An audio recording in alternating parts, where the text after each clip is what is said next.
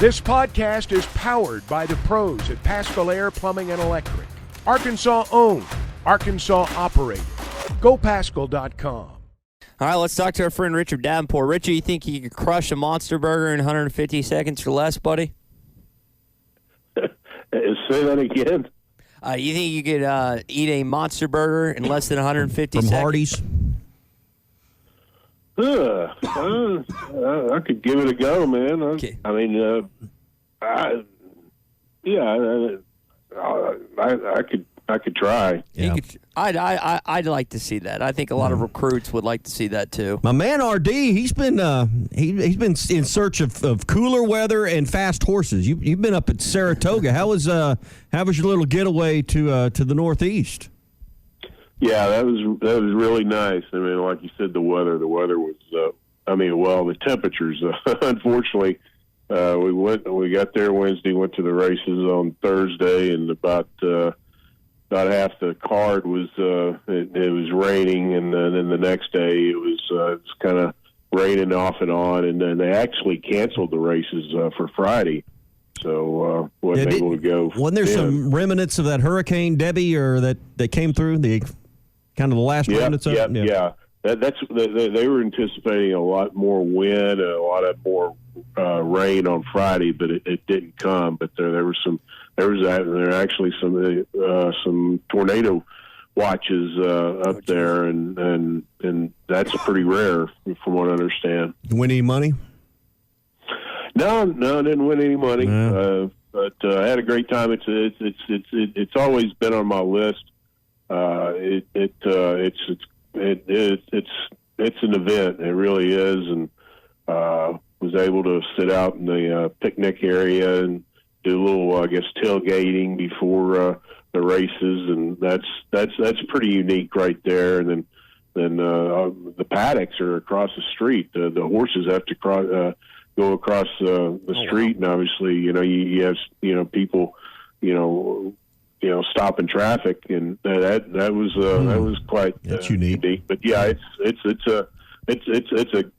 anybody loves horse racing, I mean that Saratoga is definitely a place you want to go. So when you watched Coach Pittman yesterday and you read the post scrimmage review, saw 8 interceptions, what was the first thing that came to your mind? Well, I started asking, okay, who threw the interceptions, who's all involved, and I, from what I gather, four of the interceptions could be attributed to walk-ons. Is that right? Yeah, there's only one by Taylen Green, so I think that not eight like some people would make you believe. We have pointed out that I don't, We pointed that out because on social media you'd have them believe that Green threw 10. Yeah. Well, I that's the first question I started asking myself. I mean, because I don't know. There's so many things involved when you don't have all the answers, the information about who made those interceptions, who forced the issue. And so I initially, I was like, oh, that's not so good. But obviously, he wasn't too pleased with that, and just the offense and defense. But I know you want to hear good things about after every scrimmage, but sometimes that's not the case. So I'm not too alarmed, to be honest with you. Talking with Richard Davenport this morning, Whole Hog Sports, Arkansas Democrat-Gazette. Richard, I know that we're focused a lot on fall camp right now, but maybe you could lend some knowledge on, in addition to all their fall camp stuff and game planning for UAPB and Oklahoma State, how are coaches handling recruiting right before the season begins? Well, it's a dead period, which dead period doesn't mean – some people will interpret dead period as like there's no communication whatsoever with coaches and the kids. That's not true. They can still communicate with kids via Twitter, phone, what have you. That's still going on. You're still doing that. The only thing about dead period, it doesn't allow you to host kids on campus. and you're not allowed to go off campus to visit kids. So that's really the only the dead period. What it's like. It's not like that you're not still recruiting, but you're recruiting even when they go on vacation. And like last month, and when they went on vacation in July, they were still recruiting kids. I mean, recruiting never stops, and then there's really never any downtime recruiting wise if you do it right. Richard Davenport with us, Whole Hog Sports, all things recruiting. So with the way the schedule sets up, Little Rock and then Stillwater, and then you're home for UAB, and then you know Auburn, the 5 different places over the first month, you don't really get into what I'd call a marquee Fayetteville game until the second month of the season. How do you think they'll go about setting up visits and getting people to campus? Obviously, they'll have some there for the UAB game, but there's some challenges this year just in getting your recruits on campus this year the way you'd like to. Yeah, well, they'll obviously the marquee games. They'll kind of, especially the guys that they're really targeting, or maybe want to bring in for official visits. They'll bring them in for the big games, unless the kid's schedule doesn't allow, and they may have to use a UAB game as an official visit weekend for a particular kid or what have you. That sometimes that comes up, but I'm already hearing some things about the Texas game. I think the Texas game will, obviously if it's a meaningful game, they'll definitely use that as an opportunity to impress kids, and you just hope that's the case. And if that's the case, I anticipate, even though it's going to be an 11 o'clock game, they'll still definitely bring kids in the best that they can. Richard, I wonder, to kind of go off Tommy's question, I know kids sometimes will text you a night or two before, hey, I'm coming to Fayetteville this weekend, but what does that look like in the setup? How long does it usually take for them to kind of set the date up with particular coaches and the recruiting staff on when they're coming here to Fayetteville? Yeah, like the official visits, that's usually planned out pretty far in advance, because that's a 48. Well, it could be a 48-hour visit if the kid doesn't have a game on Friday. Those are usually well in advance. But as far as the unofficial visits, a lot of times, sometimes it's a late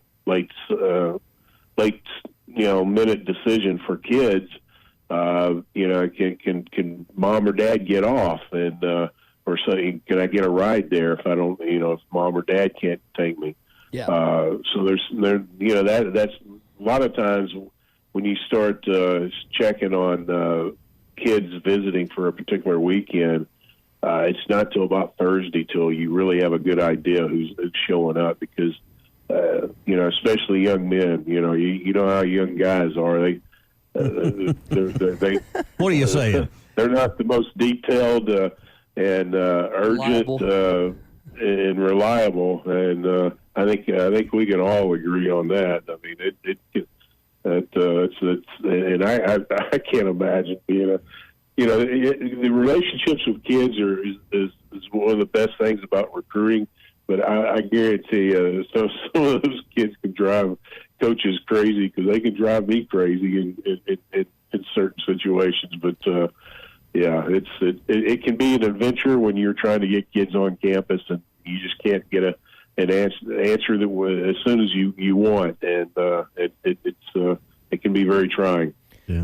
Richard, you've written a couple columns lately about some different young men, some that have committed to Arkansas, others that are potentially in the mix. I want to start with an in-state kid, Tucker Young, class of 2026, Hot Springs kid. What's Arkansas potentially getting in this offensive lineman? Well, obviously, number one, if you're an offensive lineman, you have to have size. He's 6'5", 6'6", 300 pounds, and he's a 2026 young man who showed well at the camp on June 12th. And,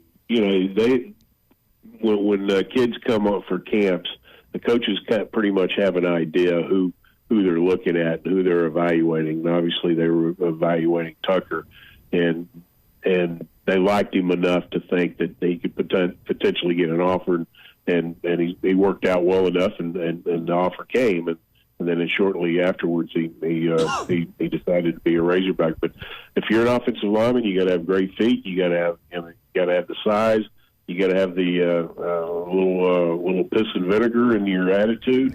I've seen a few guys over the years not play mean, and I think as an offensive lineman, you have to have a pretty mean attitude to survive and be really good on the line. And I think all those things kind of involved Tucker and his skill set, his attitude. So one of he's a guy 2026. One of the pieces in 2025 that's committed is Taven Wallace. You also read about him. Highest recruit thus far, Jessup, Georgia. It was a big get for Arkansas, one of the biggest gets in the Sam Pittman era. Still not to campus yet, still not signed.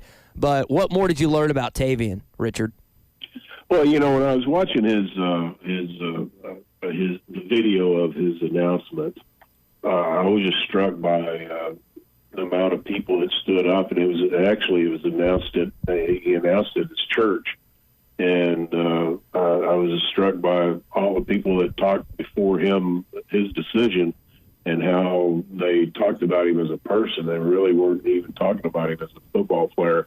And when you hear that on a consistent basis and how convincing they were, I was like, I knew. I talked to him after his visit to Arkansas.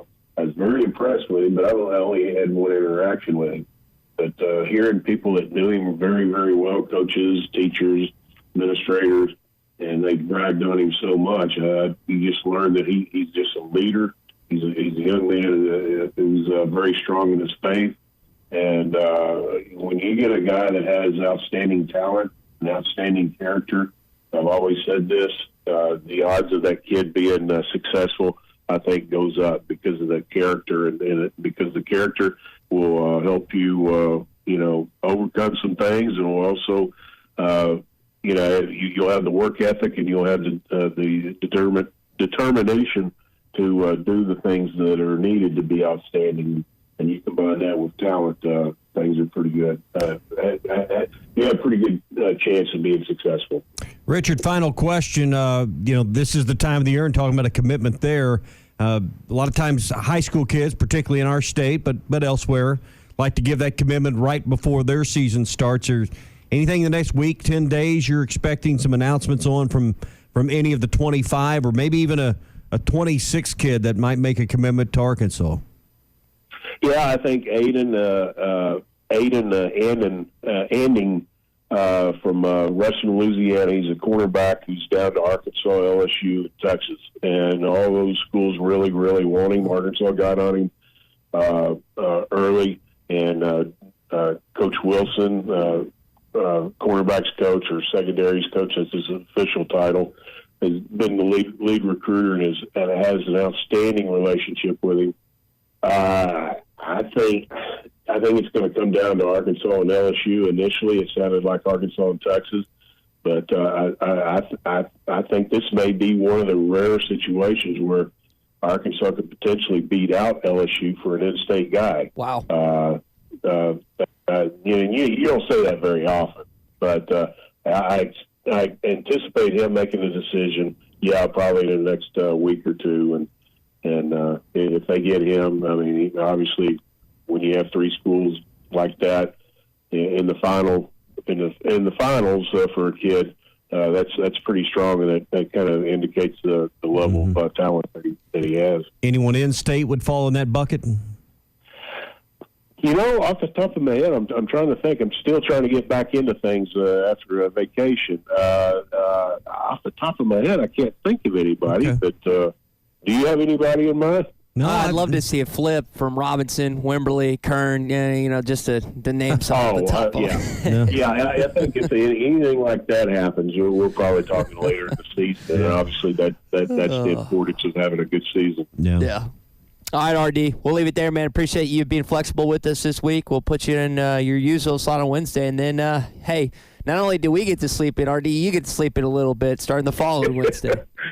Yeah, that's going to be quite unique. I'm happy for you guys. I know that well, I don't know, 3:30, 4 o'clock, whatever time you guys get up, that alarm's got to be kind of tough. So I'm happy for both of you guys. It's going to be the best thing that happens in 6 years. Knock out the 3:30 alarm, change it to 5 every day. So I can't wait. All right, RD, have a great weekend, man. Glad you had fun in Saratoga.